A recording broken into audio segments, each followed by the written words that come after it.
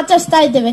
ದುರಂತ ಅಂದ್ರೆ ನಮ್ಮಲ್ಲಿ 80% ಜನರಿಗೆ ಈ ಗಣರಾಜ್ಯೋತ್ಸವವನ್ನು ಯಾಕೆ ಆಚರಿಸ್ತೀವಿ ಅಂತ ಸರಿಯಾಗಿ ಗೊತ್ತೇ ಇಲ್ಲ. ಅವರೆಲ್ಲರೂ ಹೇಳೋದೇನಪ್ಪಾ ಅಂದ್ರೆ 1950ರಲ್ಲಿ ನಮ್ಮ ಸಂವಿಧಾನ ಜಾರಿಗೆ ಬಂತು. ಅದರ ಸವಿನೆನಪಿಗಾಗಿ ನಾವು ಪ್ರತಿ ವರ್ಷ ಜನವರಿ 26ರಂದು ಗಣರಾಜ್ಯೋತ್ಸವವನ್ನು ಆಚರಿಸ್ತೀವಿ ಅಂತ.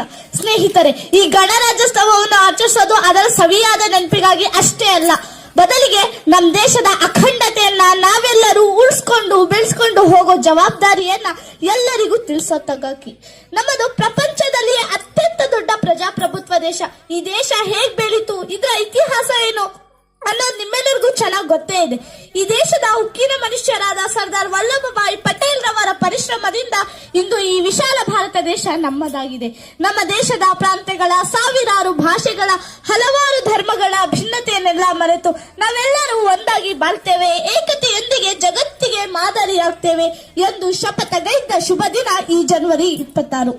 ಸ್ನೇಹಿತರೆ, ಒಬ್ಬ ಹಿಂದುವಿಗೆ ಭಗವದ್ಗೀತೆ ಶ್ರೇಷ್ಠ, ಒಬ್ಬ ಮುಸಲ್ಮಾನನಿಗೆ ಖುರಾನ್ ಶ್ರೇಷ್ಠ, ಒಬ್ಬ ಕ್ರಿಶ್ಚಿಯನಿಗೆ ಬೈಬಲ್ ಶ್ರೇಷ್ಠ.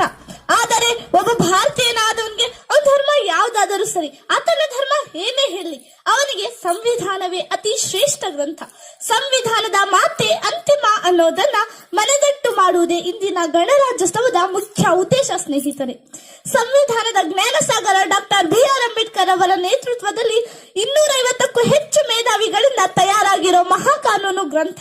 ಈ ಸಂವಿಧಾನದ ಮಾರ್ಗದರ್ಶನದಲ್ಲಿ 71 ವರ್ಷಗಳಲ್ಲಿ ನಾವು ಬಹಳಷ್ಟು ಸಾಧಿಸಿದ್ದೇವೆ. ಆದರೆ ಈ ಸರ್ಕಾರಿ ಕಚೇರಿ ದಾಖಲೆಗಳಲ್ಲಿ ನೋಟ್ ಹಾಕಿಸದೆ ಯಾವ ಫೈಲು ಮುಂದೆ ಬರಲ್ಲ. ಇಲ್ಲಿ ಅರ್ಹತೆ ಇದ್ದೋನೇ ನಾಯಕ ಆಗೋಕೆ ಸಾಧ್ಯ ಇಲ್ಲ, ಜಾತಿ ಬಲ, ಹಣ ಬಲ ಇದ್ದವನು ಮಾತ್ರ ನಾಯಕ ಆಗೋಕೆ ಸಾಧ್ಯ. ಸಂವಿಧಾನ ಮೂಲಭೂತ ಹಕ್ಕಾಗಿರೋ ನಮ್ಮ ಭಾರತ ದೇಶದಲ್ಲಿ ಬಡವರ ಮಕ್ಕಳು ಸೋರ್ತಾ ಇರೋ ಶಾಲೆಯಲ್ಲಿ ಓದ್ತಾ ಇದ್ರೆ, ಶ್ರೀಮಂತರ ಮಕ್ಕಳು ಡಿಜಿಟಲ್ ಟಚ್ AC ರೂಮ್ ನಲ್ಲಿ ಕಲಿತಿದ್ದಾರೆ.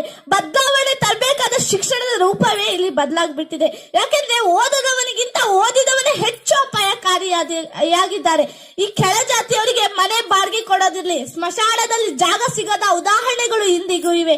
ಈ ಶ್ರೀಮಂತರು ಬೆಳೀತಾನೆ ಇದ್ರೆ ನಮ್ಮಂತ ಬಡವರು ಸೊರಗ್ತಾನೆ ಇದ್ದಾರೆ. ನಮ್ ಸಂವಿಧಾನ ಜಾರಿಗೆ ಬಂದ್ 70 ವರ್ಷ ಆದ್ರೂ ನಮ್ ನ್ಯಾಯಾಂಗ ಮೇಲೆ ಯಾರಿಗೂ ನೆಮ್ಮದಿನೇ ಬರ್ಲಿಲ್ಲ. ಒಬ್ಬ ಬಡವ ಕಷ್ಟದಲ್ಲಿ ಕೇಸ್ ಹಾಕಿದ್ರೆ ಅವ್ನ್ ಕೇಸ್ ಮುಗಿಯೋಷ್ಟರಲ್ಲಿ ಅವ್ನ ಜೀವನನೇ ಎಂಡ್ ಆಗೋಗಿರುತ್ತೆ.